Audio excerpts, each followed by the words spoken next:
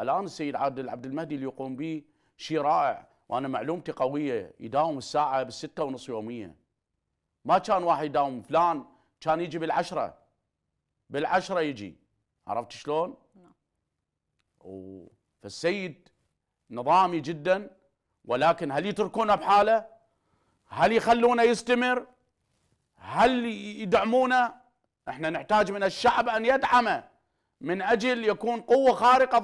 اجانا واحد قوش ادمي خلينا نلتف عليه نكمل مشواره. اجى الرجال اللي يوضع قانون، والله اجى الرجال ورجال قاعد يريد يشتغل، لكن خلينا نشوف وين راح يخلونه. هم يخلونه؟ يريدون على كيفهم يا ستنا.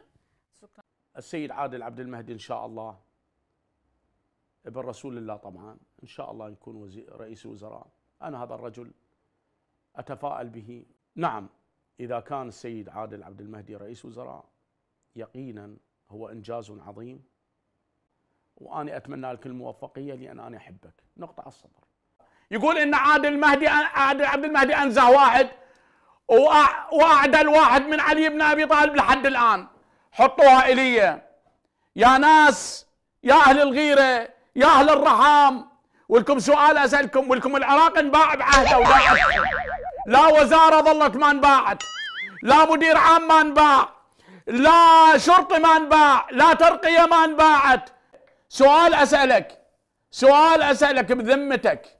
بذمتك اللي مشى لامريكا لبريطانيا وقع وياه الاحتلال العراق يكون عادل مثل عداله علي بن ابي طالب؟ شنو اللي سواه؟ جوع وخزينه فاضيه ونفط للاكراد. شنو اللي سواه؟ يعني شفت قضيتك ومصلحتك الشخصيه ومصلحه الامام الحجه وين راحت؟ مصلحه الدين وين راحت؟ سؤال اسالكم بالله عليكم، يصير تقبلون هذا الكلام؟ بويا والبنك شو صار بيه؟ ما اريد اقول لك يا بنك يا شيخنا، ممكن تدور بالانترنت وممكن تعرف وممكن تروح لغير الانترنت حتى تشوف حفله العرس بيش كانت. انا ما اريد احكي اكثر من هذا، بس الله يحشرك ويا عادل عبد المهدي. اسال الله ان يحشرك ويا عادل عبد المهدي يوم القيامه.